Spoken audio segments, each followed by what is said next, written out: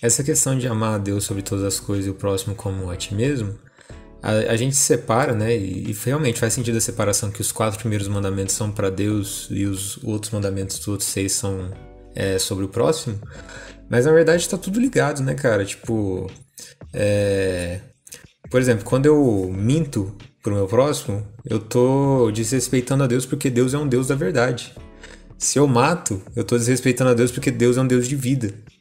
Então, assim, eu não tenho o direito de tirar a vida de alguém. E da mesma forma, quando eu entendo que Deus, ele é o Criador e também não há outros deuses diante dele, significa que eu entendo a minha posição como criatura. Então, diante disso, eu não vou tratar mal as pessoas, porque se eu trato, se eu julgo, eu tô me colocando no papel de Deus. Eu tô sendo meu próprio Deus, eu tô ferindo o primeiro mandamento. É muito louco isso, cara. Sim.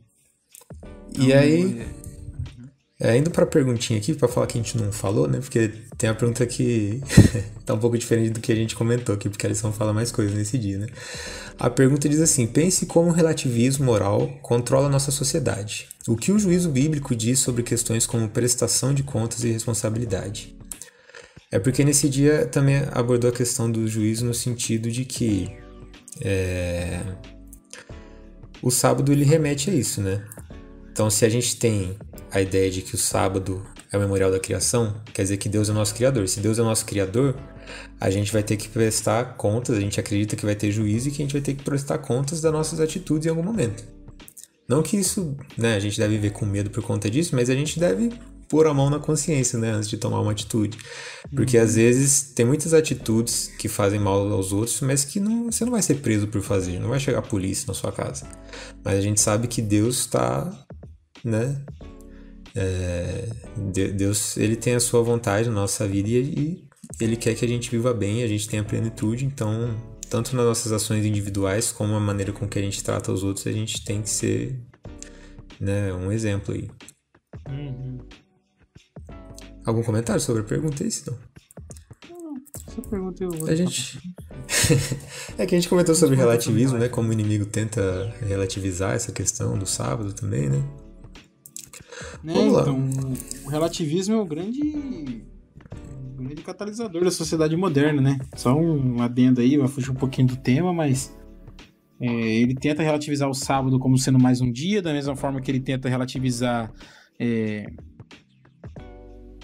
pecados como sendo, não, Deus te aceita do jeito que você é, e aqui você pode interpretar pecados da forma que você quiser.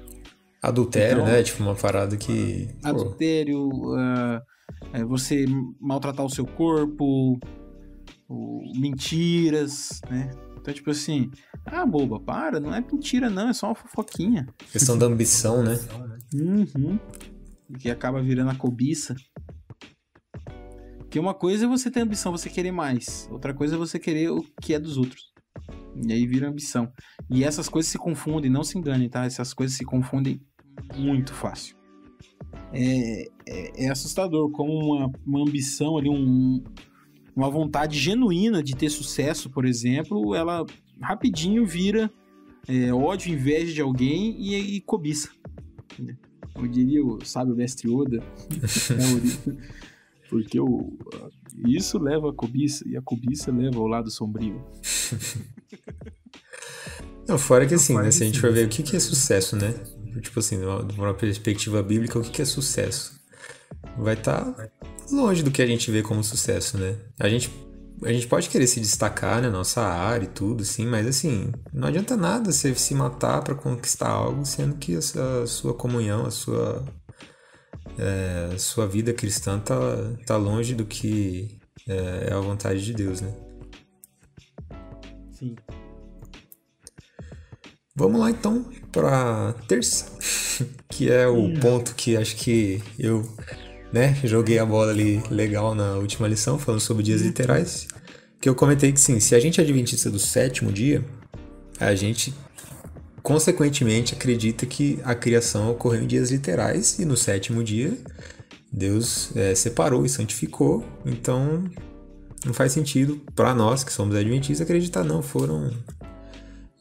eram dias literais, foram Era uma metáfora, vários anos ali para cada dia descrito, sendo que o texto que eu achei interessante aqui da lição que fala que até os estudiosos que não acreditam na criação literal de 6 dias reconhecem que a intenção do autor no texto ali era ensinar que se tratam de 24 horas, né? 6 dias literais.